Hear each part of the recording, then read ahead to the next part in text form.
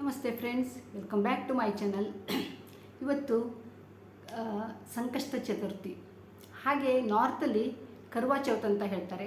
ಕರ್ವಾ ಚೌತ್ ಅಂದರೆ ಕೃಷ್ಣ ಪಕ್ಷ, ಈ ಕಾರ್ತಿಕ ಮಾಸದ ಕೃಷ್ಣ ಪಕ್ಷ ಚತುರ್ಥಿ ದಿನ ಕರ್ವಾ ಚೌತ್. ಅಂದರೆ ನಾವು ಹೇಗೆ ಸಂಕಷ್ಟ ಚತುರ್ಥಿನ ನಮ್ಮ ಎಲ್ಲ ಇಡೀ ಭಾರತದಲ್ಲಿ ಆಚರಣೆ ಮಾಡಲಾಗುತ್ತೆ, ಹಾಗೆ ಉತ್ತರ ಭಾರತದಲ್ಲಿ ಕರ್ವಾ ಚೌತವನ್ನು ಆಚರಣೆ ಮಾಡ್ತಾರೆ.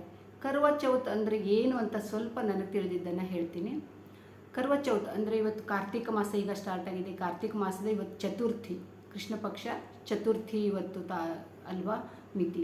ಚತುರ್ಥಿಯ ದಿನ, ಇವತ್ತಿನ ದಿನ ಹೆಂಗಸರು ಅಂದರೆ ಮಹಿಳೆಯರು, ಮುತ್ತೈದೆಯರು, ಮದುವೆ ಆದ ಹೆಂಗಸರು ಅಥವಾ ಮದುವೆ ಆಗದೇ ಇರೋರು ಹುಡುಗಿಯರು ಇಟ್ಟು ವ್ರತವನ್ನು ಇಡ್ತಾರೆ. ಆದರೆ ಜಾಸ್ತಿ ಇಚ್ಛೆ ಇದ್ದರೆ ಇಟ್ಕೋಬೋದು, ಅಂದರೆ ಮುಂದೆ ಒಳ್ಳೆ ಪತಿ ಸಿಗಲಿ ಅಂತ. ಆದರೆ ಜಾಸ್ತಿ ಮದುವೆ ಆದ ಹೆಂಗಸರು ಯಾಕೆ ಈ ವ್ರತವನ್ನು ಮಾಡ್ತಾರೆ ಗೊತ್ತಾ? ಈ ವ್ರತವನ್ನು ಆಚರಣೆ ಮಾಡೋದಕ್ಕೆ ಒಂದು ಕಾರಣ ಇದೆ.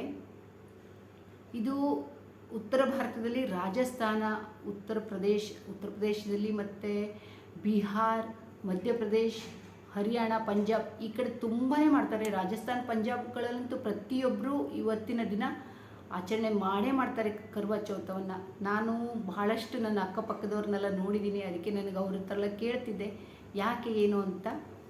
ಅದು ಇವತ್ತಿನ ದಿನ ನೋಡಿ, ಕರ್ವಾ ಚೌತ್ ಅಂದರೆ ತುಂಬ ತಯಾರಿ ಮಾಡ್ತಾರೆ. 3-4 ದಿವಸದಿಂದ ಒಳ್ಳೆ ತಯಾರಿ ನಡೆಯುತ್ತೆ ಅವರದ್ದು. ಅದರಲ್ಲಿ ಬೆಳಗಿನ ಜಾವ ಅಂದರೆ ನಿನ್ನೆನೇ ಅವರು ಮೆಹಂದಿ ಎಲ್ಲ ಹಚ್ಕೊಂಡು, ಫುಲ್ ಕೈಯೆಲ್ಲ ಮೆಹಂದಿ ಹಚ್ಕೊಂಡು ತುಂಬ ಚೆನ್ನಾಗಿ ರೆಡಿ ಆಗ್ತಾರೆ. ಹೊಸ ಬಟ್ಟೆನ ತಗೊಳ್ತಾರೆ, ಸೀರೆ ಹೀಗೆ. ಅದಾದ ಮೇಲೆ ಬೆಳಗಿನ ಜಾವ 4:15 5 ಗಂಟೆಗೆ ಎದ್ದು ಅವರು ಸರ್ಗಿ ಅಂತ ತಿನ್ನೋದಿರುತ್ತೆ. ಫ್ರೆಂಡ್ಸ್, ಇದು ತುಂಬ ಕಠಿಣವಾದ ವ್ರತ. ಅಂದರೆ ಇದು ಎಷ್ಟು ಅಂದರೆ ಬೆಳಗ್ಗೆ 5 ಗಂಟೆಗೆಲ್ಲ ಎದ್ದು ಬೆಳಗ್ಗೆ ಹೆಂಗಸರು ಸರ್ಗಿಯನ್ನು ತಿನ್ನೋದು. ಸರ್ಗಿ ಅಂದರೆ ಅದರಲ್ಲಿ ಹಣ್ಣು ಹಂಪಲು ಮತ್ತು ಸ್ವೀಟು ಹೀಗೆ ಎಲ್ಲ ಅವರಿಗೆ ಬೆಳಗಿಂದ ಆವಾಗ ಒಂದ್ಸರಿ 5 ಗಂಟೆ 5:15 ಹೀಗೆ ಸೂರ್ಯೋದಯಕ್ಕಿಂತ ಮೊದಲು ಏನು ಒಂದ್ಸರಿ ತಿಂದುಬಿಟ್ರೆ, ಆಮೇಲೆ ಸೂರ್ಯಾಸ್ತ ಅಂದರೆ ಸೂರ್ಯಾಸ್ತನೂ ಅಲ್ಲ, ಚಂದ್ರ ಬರ್ತಾನಲ್ವ, ಚಂದ್ರ ದರ್ಶನ ಆಗೋ ತನಕ ಅವ್ರು ಏನೂ ತಿನ್ನೋ ಹಾಗಿಲ್ಲ. ಒಂದು ಗುಟುಕು ನೀರು ಸಹ ಕುಡಿಯೋ ಹಾಗಿಲ್ಲ. ಅಷ್ಟು ಒಂದು ಕಠಿಣವಾದ ವ್ರತ ಇದು. ಎಲ್ಲರ ಹತ್ರ ಮಾಡೋಕ್ಕಾಗಲ್ಲ. ಆದರೆ ನಾರ್ತ್ ಸೈಡಲ್ಲಿ ಆಲ್ಮೋಸ್ಟ್ ಜನ ಈ ವ್ರತವನ್ನು ಆಚರಣೆ ಮಾಡ್ತಾರೆ.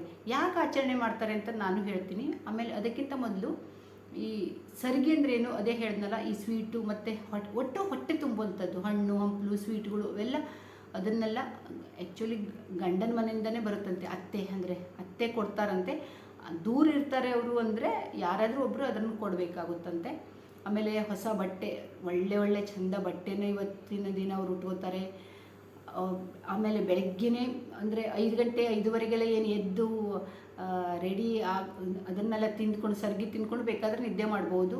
ಮತ್ತು ಬೆಳಗ್ಗೆ ಹಸಿದಿರ್ತಾರಲ್ಲ, ಯಾವ ಕೆಲಸನೂ ಆದರೂ ಅವರು ಎನರ್ಜೆಟಿಕ್ ಆಗೇ ಇರ್ತಾರೆ. ಏನೂ ಇದಿಲ್ಲ, ಕೆಲಸ ಏನು ಬೇಕೋ ಅದು ಮಾಡ್ಕೊಂಡು ಆರಾಮಾಗಿರ್ತಾರೆ, ಪೂಜೆ ಮಾಡ್ತಾರೆ. ಅದಾದಮೇಲೆ ಒಳ್ಳೆ ಅಂದರೆ ಅಡುಗೆಲ್ಲ ಬಾಕಿ ಮನೆಯವರೆಲ್ಲ ಬೇರೆಯವರೆಲ್ಲ ಉಪವಾಸ ಇರಲ್ಲ, ಬರೀ ಹೆಂಡತಿ ಅಥವಾ ಗಂಡನೂ ಇರ್ತಾನೆ ಅಂತ ಹೇಳ್ತಾರೆ. ಕೆಲವೊಬ್ಬರು ಗಂಡನೂ ಉಪವಾಸ ಇರ್ತಾರಂತೆ.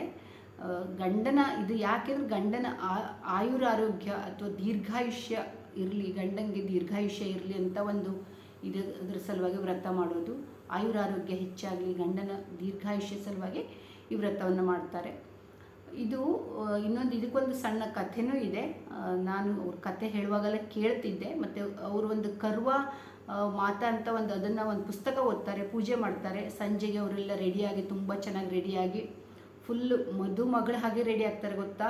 ತುಂಬ ಚೆನ್ನಾಗಿ ರೆಡಿ ಆಗ್ತಾರೆ. ಫುಲ್ ಇಷ್ಟು ಶೃಂಗಾರ ಮಾಡ್ಕೋತಾರೆ ಅಂದರೆ ಬಹಳ ಚೆನ್ನಾಗಿ ರೆಡಿ ಆಗ್ತಾರೆ. ಅದರಲ್ಲೂ ಸ್ವಲ್ಪ ನಾರ್ತ್ ಕಡೆಯವರು ಯಾವಾಗಲೂ ಅಷ್ಟೇ ಸ್ವಲ್ಪ ಚೆನ್ನಾಗಿ ಮೇಕಪ್ ಎಲ್ಲ ಮಾಡ್ಕೊಳ್ಳೋದು ಜಾಸ್ತಿ. ತುಂಬ ಚೆನ್ನಾಗಿ ರೆಡಿ ಆಗ್ತಾರೆ.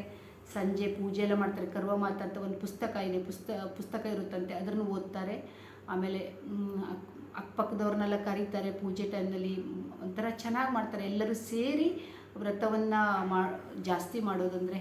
ಆಮೇಲೆ ಟೆರೆಸ್ ಮೇಲೋ ಅಥವಾ ಅಂಗಳದಲ್ಲೋ, ಎಲ್ಲಿ ಜಾಸ್ತಿ ಟೆರೆಸ್ ಮೇಲೆ ಹೋಗಿ ಚಂದ್ರ ದರ್ಶನ ಆಗೋದು. 9:30-10 ಗಂಟೆ ಯಾವಾಗ ಚಂದ್ರ ದರ್ಶನ ಆಗುತ್ತೆ ಆವಾಗ ಚಂದ್ರ ದರ್ಶನ ಮಾಡಿ, ಅದು ಗಂಡಂಗೆ ಚಂದ್ರ ಅಂದರೆ ಒಂದು ಕರ್ವಾ ಅಂದರೆ ಏನು, ಒಂದು ಮಟಿಕೆ ಅಥವಾ ಕರ್ವಾ ಅಂತ ಒಂದು ಮಟಿಕೆ ಅಥವಾ ಈ ಸಾಣಿಗೆ ಥರ ಇರುತ್ತಲ್ವ, ಅದು ಕಳಶ. ಆಮೇಲೆ ಚೌತ್ ಅಂದರೆ ಚತುರ್ಥಿ.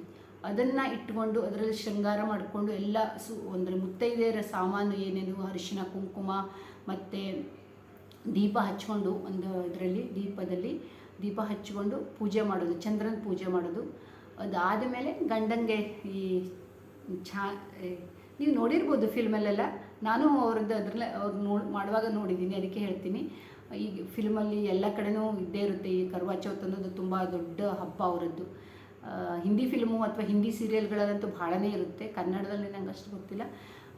ಗಂಡನ ಆ ಸಾಣಿಗೆ ಏನಿರುತ್ತಲ್ವ, ಸಾಣಿಗೆ ಅಂತಲೇ ಹೇಳ್ತಿರೋ ಜಾಳಿಗೆ, ಅದರಲ್ಲಿ ಗಂಡನ ದರ್ಶನ ಮಾಡಬೇಕು. ಚಂದ್ರ ದರ್ಶನ ಆದಮೇಲೆ ಗಂಡನನ್ನು ಅದರಲ್ಲೇ ನೋಡಬೇಕು. ಅದಾದಮೇಲೆ ಗಂಡ ನೀರು ಕುಡಿಸ್ತಾರೆ, ಆಮೇಲೆ ಮತ್ತೇನಾದರೂ ಸ್ವೀಟ್ ತಿನ್ನಿಸ್ತಾರೆ, ಒಂದು ಸ್ವೀಟ್ ಇಟ್ಕೊಂಡು ಪೂಜೆ ಮಾಡಿರ್ತಾರೆ. ಭಾಳ ಚೆನ್ನಾಗಿರುತ್ತೆ ಅದು ಅವರದ್ದೊಂದು ಆ ವ್ರತ ಹಬ್ಬ. ಕಠಿಣವಾಗಿದ್ದು ಬೆಳಗ್ಗೆಯಿಂದ ಏನು ತಿಂದಿರಲ್ಲ, ಏನು ಒಂದು ನೀರು ಸಹ ಕುಡಿದಿರಲ್ಲ, ಅಷ್ಟು ಉಪವಾಸ ಇದ್ದು ಬೆಳಗಿನ ಜಾವ 5-5:30 ಎದ್ದು ಸೂರ್ಯೋದಯಕ್ಕಿಂತ ಮೊದಲು ಎದ್ದು ಅದನ್ನು ತಿಂದು ಆಮೇಲೆ ಸ್ನಾನ ಮಾಡಿ ಪೂಜೆ ಮಾಡಿ ಚೆನ್ನಾಗೆಲ್ಲ ರೆಡಿ ಹಾಕ್ಕೊಂಡು ಕೂತಿರ್ತಾರೆ ಅವರು.